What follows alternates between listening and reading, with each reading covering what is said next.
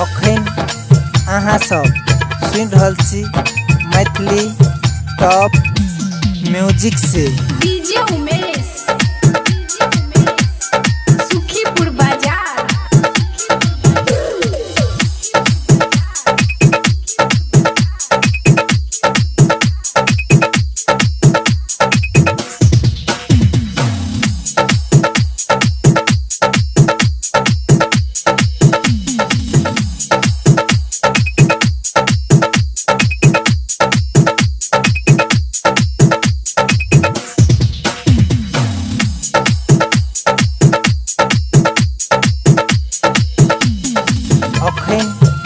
अहाँ सब सुन रहल छी मैथिली टॉप म्यूजिक से सुखीपुर बाजार।